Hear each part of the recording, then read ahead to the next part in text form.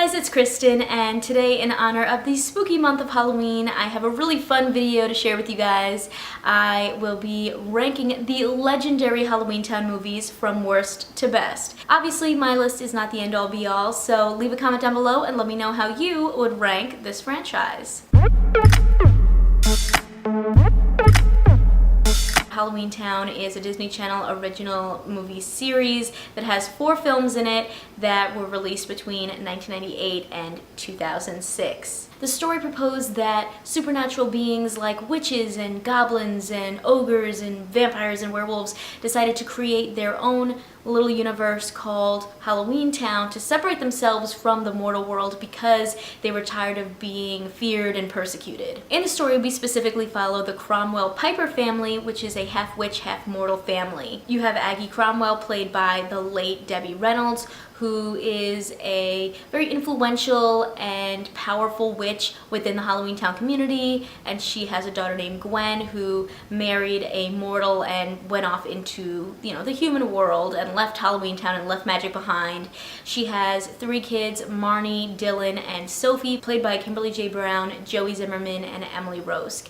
And she doesn't want her kids to be involved in any type of magic. She wants them to live normal, regular human lives.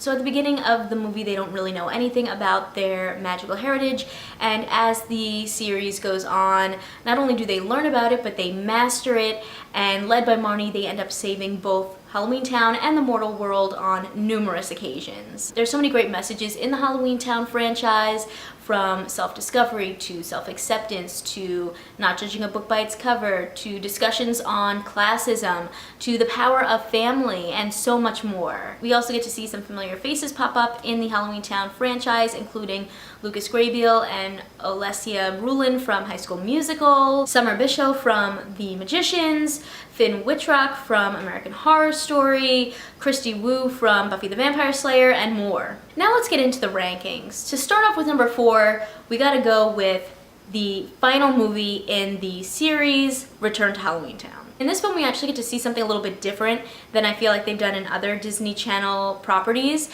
where we see Marnie go to college. We're also introduced to a new evil in this film called the Dominion. They want to use Marnie to fulfill this prophecy and use this ancient Cromwell amulet called the Gift to control all of Halloweentown. Now, most people pretend that this film didn't exist because Disney foolishly decided to recast Marnie. She was originally played by Kimberly J. Brown, and in this film, they recast her with Sarah Paxton. I think while this film could have had some potential, they really saw a downfall in recasting their lead actress. And the thing that really stinks is that, Kimberly J. Brown has said that she was just not asked to return. She was free, she would have done it, they just, didn't ask her to come back. She doesn't really know why. And I do think that that hurt the production. I also think that this change also led to there being a decent difference in the way that Marnie was being portrayed. With Kimberly J. Brown, Marnie was very strong, she was sassy, she was a risk taker, and I feel like when Sarah Paxton took on the role, she became very goody-goody, she's afraid to use magic at Witch U. I just really preferred Kimberly J. Brown, so that was another thing that really just brought this film down. They also wrote out the youngest Cromwell, Sophie, so she wasn't really in the 3rd movie that much, and she definitely was not in this movie at all, and they just didn't have enough of Debbie Reynolds as Aggie Cromwell in this film. Let's get into number 3. For me, it has to be Halloweentown Hi.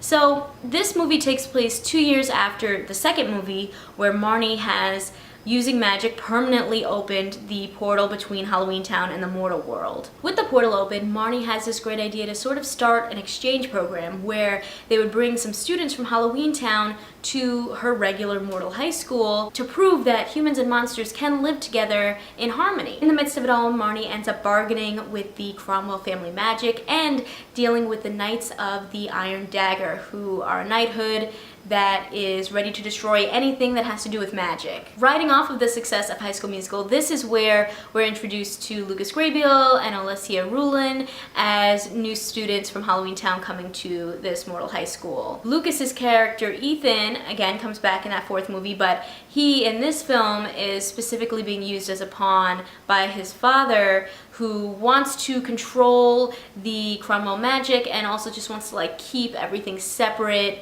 between Halloweentown and the humans. What I really enjoyed about this film was that message of like, you know, don't judge a book by its cover. You know, at first when the high school students find out that the people that they think are Canadian exchange students are really monsters, they're kind of freaked out, and then they realize like, wait, just because they look different doesn't mean that they're evil. I feel like they were really honing in on that idea that being different is okay, it's not a bad thing. They realize, oh no, wait, this is like that guy that I played football with, he just happens to be a werewolf. And they embrace these Halloweentown citizens for who they really are. Another fun fact about this movie was that it was Finn Wittrock's debut film. So he played Marnie's love interest and has since gone on to be nominated for Emmys in a whole bunch of Ryan Murphy projects, including American Horror Story. So like, good for him. When it comes to the top 2 spots, I did go back and forth a little bit, you know, like it was a little bit of a tough decision for me, but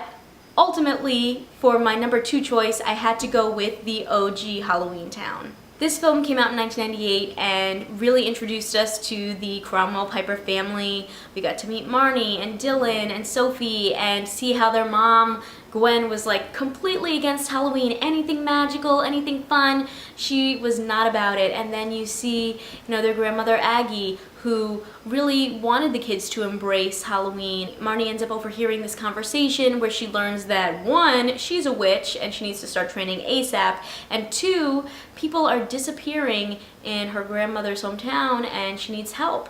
So of course the kids all decide to hop on the bus, follow grandma home, and they end up in Halloweentown. And this is where we're introduced to this magical world, and it's just such a fun magical adventure. As it turns out, there's this hooded demon that is trying to take over Halloweentown and bring them back to the Dark Ages when humans were afraid of them, and the Cromwells need to activate Merlin's talisman to stop him. When the demon freezes both Aggie and Gwen, now it's up to the kids to take control and fight this demon and figure out what to do. It's a lot of fun because these are kids who are new to magic. They don't really know what's going on. This is their first introduction to the world. They have to do all these crazy things like get the sweat of a ghost or the fang of a vampire or the hair of a werewolf. And I think the way this film was done, those elements were really fun and goofy. With the help of a goblin named Luke, the kids are able to trick the demon, who reveals himself to be Calabar, the mayor of Halloweentown and a former boyfriend of Gwen's, and they're able to defeat him and save the day. There are just so many things I loved about this story. There are so many like little iconic moments and I'm just like, ah yes, memories. From the very first movie, I loved Marnie as a character.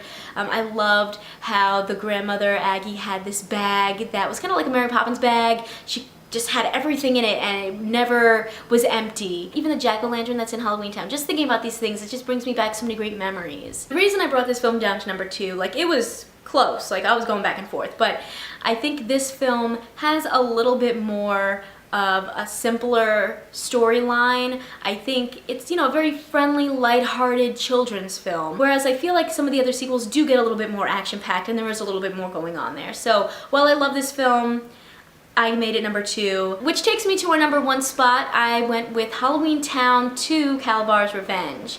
Now, for this film, I feel like it is one of the darker ones out of the Halloweentown franchise, and I also, in my opinion, think that it has the strongest villain. It turns out that there's this new guy in town named Cal, and at first we think he's gonna be this new love interest for Marnie, but it turns out he's actually Calabar's son. Yep, Calabar from the first movie, and he is out for revenge. His plan is to turn the citizens of Halloweentown into these caricatures of what humans are, and then turn the humans at a Halloween party at Marnie's high school into whatever creature it is that they are dressed up as for Halloween. When Aggie succumbs to the gray spell, it is up to Marnie and Luke to figure out how to fix things. One of my favorite scenes has to be when they go see Gort, who is the junk magnet of the universe. They go see him and he is all gray and a clean freak, and then they figure out this spell and he becomes his old self, which is this messy monster. When it seems like all is too lost and it's too late, Marnie and her family prove that the Cromwell magic is really more powerful than anything, and they are able to permanently open up the portal that separated Halloweentown and the mortal world. They break the spell and Cal disappears, but they do hint that he could come back. Luke says he'll be back and Marnie says, and I'll be waiting. And unfortunately they never brought him back. That would have been so much fun. I feel like as the series went on, you know, they introduced the Knights and they introduced the Dominion, and you know, that's all fine and dandy, but I feel like they were kind of more these like random villains that were a little bit more disjointed and like didn't have like a really serious connection to the story, whereas I feel Cal had this history and it would have been really cool to see him come back. So yeah, overall I would say from worst to best, Return to Halloweentown, Halloweentown Hi, Halloweentown, and Halloweentown 2 Calabar's Revenge. I would love to know your thoughts on the Halloweentown franchise. How would you rank them? What would you think about seeing another movie with Cal making a return? That would be epic. Leave a comment down below and let me know what you think. Give this video a thumbs up if you liked it and click that subscribe button because I come out with new videos every week. See ya!